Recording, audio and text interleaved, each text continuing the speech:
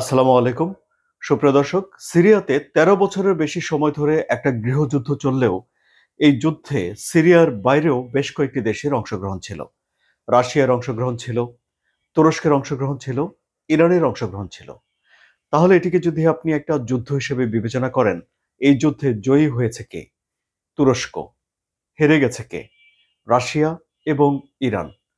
তাহলে লাভবান হলো কে? তুরস্ক। কিভাবে তুরস্ক লাভবান হলো? রাশিয়া ও ইরান কিভাবে ক্ষতিগ্রস্ত হলো? তা আলোচনা করতেই আজকের এই ভিডিও।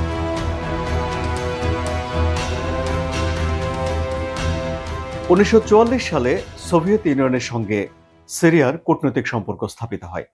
এর ১০ বছর পর অর্থাৎ ১৯৫৪ সালে প্রথম আরব দেশ হিসেবে সিরিয়া সোভিয়েত ইউনিয়নের কাছ থেকে অস্ত্র কেনে। ৭০-এর দশকে এসে মিশর সহ অন্যান্য আরব দেশগুলো সোভিয়েত ইউনিয়ন থেকে মুখ ফিরিয়ে নিলেও হাফিজ আল আসাদের নেতৃত্বে সিরিয়া সোভিয়েত ইউনিয়নের সাথে সম্পর্ক মজবুতি রাখে। তার ছেলে বাশার আল আসাদ রাশিয়ার সঙ্গে একইভাবে সম্পর্ক ভালো রেখেছিল। ২০০৪ সালে বাশার আল আসাদ রাশিয়া সফর করে এবং সে দেশকে অনুরোধ করে তারা যেন সিরিয়ার নৌবাহিনীকে আধুনিক করতে সহায়তা করে। বলে রাখছে, সোভিয়েত আমলে গঠন করা তার্তোজ নৌঘাঁটি সেটি রাশিয়া হওয়ার পর অর্থাৎ ৯০-এর দশকে এসে সোভিয়েত ইউনিয়ন ভেঙে যাওয়ার পরেও রাশিয়া সিরিয়াতে তাদের নৌঘাঁটি বহাল রাখতে পেরেছিল। একইভাবে ইরানের সঙ্গেও সিরিয়ার সম্পর্ক ঐতিহাসিক এবং অনেক দিনের। ১৯৭৯ সালে ইরান সিরিয়ার সঙ্গে একটা জোট গঠন করেছিল। কেন এই জোট গঠন করা হয়েছিল? এই জোট গঠন করা হয়েছিল ইরাকের বিরুদ্ধে নিজেদের অবস্থানকে সুসংহত করার জন্য।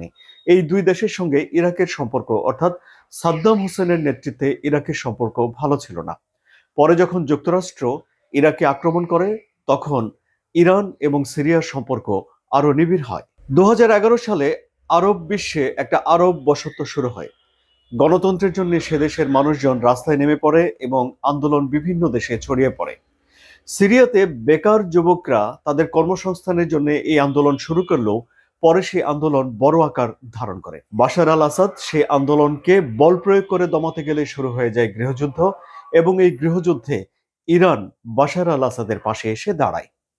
কিন্তু ২০১৫ সাল নাগাদ ইরানের সহায়তা থাকা সত্ত্বেও বাশার আল আসাদের অবস্থা বিদ্রোহীদের কাছে খারাপ হতে শুরু করে। তিনি ক্ষমতায় টিকে থাকবেন কি থাকবেন না এ নিয়ে শুরু হয় সংশয়। ঠিক সেই পরিস্থিতিতে ইরান তার বন্ধু রাশিয়ার কাছে ছুটে যায় এবং সহায়তা চায়। রাশিয়া তখন চলে আসে সিরিয়াতে, তারা হাজার হাজার সৈন্য পাঠায় এবং সিরিয়াকে এই যে পশ্চিমা বিশ্বের সমর্থনপুষ্ট যে বিদ্রোহী যারা ছিল তাদের বিরুদ্ধে সিরিয়াকে টিকে থাকতে হলে রাশিয়ার মতো একটা পরাশক্তির সহায়তা তখন তাদের দরকার ছিল।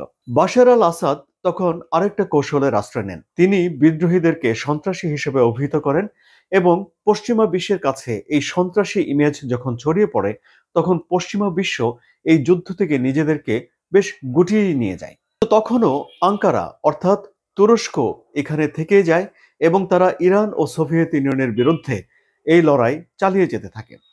সবশেষ একটি সময় এসে রাশিয়ার সঙ্গে আঙ্কারার আলাপ আলোচনা হয় যে তারা আলাপ আলোচনা করে এই সমস্যার সমাধান করবে। ফাইনালি বিদ্রোহীদের ১২ দিনের ঝটিকা আক্রমণে বাশার আল আসাদ রাশিয়াতে চলে গেলেন এবং রাশিয়া এখন আনুষ্ঠানিকভাবে বিবৃতি দিয়ে জানিয়েছে যে বাশার আল আসাদকে সুরক্ষিতভাবে সিরিয়া থেকে রাশিয়া নিয়ে গেছে তার দেশে, অর্থাৎ এখনো বাশারের বিপদে রাশিয়া তার পাশে ছিল এই বার্তাটি রাশিয়া দিতে চাচ্ছে। তাহলে এখন এই বিষয়টি পরিষ্কার হয়ে গেল, যুদ্ধের যদি পক্ষ থাকে একদিকে রাশিয়া এবং ইরান এবং অপরদিকে যদি থাকে তুরস্ক, তাহলে এই যুদ্ধে তুরস্কেরই জয় হয়েছে। তুরস্ক এই যুদ্ধ থেকে কি পেল? তুরস্ক এখন ভূমধ্য সাগর থেকে ইউরোপ পর্যন্ত সিরিয়া হয়ে যে করিডোর আছে সেই করিডোরের দখলদারিত্ব পেল।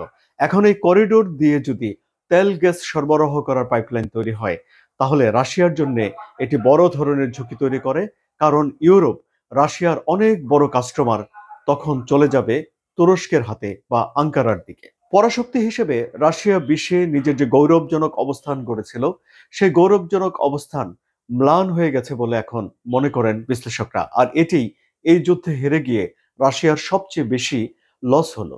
আরব বিশ্ব নিয়ে রাশিয়া অনেক কিছুই বলতে পারত এবং আরব বিশ্বে অর্থাৎ সিরিয়াতে তার দুটি ঘাঁটি থাকার কারণে সেখানে রাশিয়ার সামরিক উপস্থিতি বেশ জোরালো ছিল এবং তার একটা ভয়েস ছিল। এখন সিরিয়ার নতুন সরকারের সঙ্গে যদি বাশার আল আসাদের মতো ঘনিষ্ঠ সম্পর্ক রাশিয়ার তৈরি না হয়, তাহলে আরব বিশ্ব নিয়ে রাশিয়া কি জোর গলায় কথা বলতে পারবে? ইরানের জন্য কি ক্ষতি হলো তাহলে? ইরানের জন্য ক্ষতি হলো যে ইরান তার যে প্রক্সি সেখানে রয়েছে হিজবুল্লাহ, হামাস, এমনকি হুথি, তাদের কাছেও অস্ত্র সরবরাহ করার জন্য সিরিয়াকে কাজে লাগাতো। এটি তার রুট ছিল এবং সিরিয়া তার জোটের অংশ ছিল। কিন্তু এখন সিরিয়া যদি তার সঙ্গে হাতছাড়া হয়ে যায়, অর্থাৎ এই জোট যদি এখন কার্যকর না হয়, সিরিয়াতে এখন যারা সরকার পরিচালনা করবে তারা যদি ইরানকে বাশার আল আসাদ সরকারের মতো সহযোগিতা না করে, তাহলে ইরান হিজবুল্লাহকে সহায়তা করতে পারবে না এবং হামাসকেও সহায়তা করতে তাদের খুব একটা সুবিধা হবে না। সেই ক্ষেত্রে ইরানের অবশ্যই আঞ্চলিক কর্তৃত্ব কিছুটা হলেও কমবে। কিন্তু মনে রাখতে হবে যে ইরান তার পারমাণবিক কর্মসূচি চালিয়ে গিয়ে এই অঞ্চলে এখনো তার আধিপত্য বজায় রাখবে, কিন্তু শেষ পর্যন্ত দিন শেষে এই আধিপত্য কতটুকু থাকবে সে নিয়ে প্রশ্ন থেকেই যাবে। কিন্তু এই যে এত যে পরিবর্তন, তারপরেও ইসরায়েলের মনের ভেতরে খুব একটা যে শান্তি আছে তা কিন্তু নয়।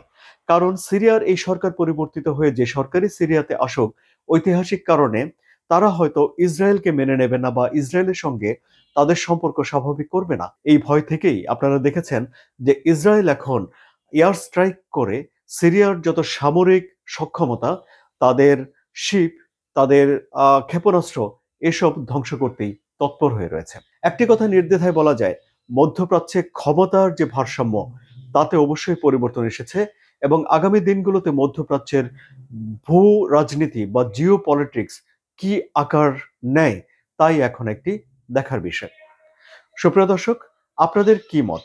আপনারাও কি মনে করেন যে রাশিয়া এবং ইরান হেরে গেছে, জয়ী হয়েছে আঙ্কারা? কমেন্টে জানান। আর এই ভিডিও যদি ভালো লাগে তাহলে সাবস্ক্রাইব করে চ্যানেলটির পাশেই থাকুন, কমেন্ট করুন, লাইক দিন এবং ভিডিওটি শেয়ার করে বন্ধুদের দেখার সুযোগ করে দিন। ধন্যবাদ সবাইকে।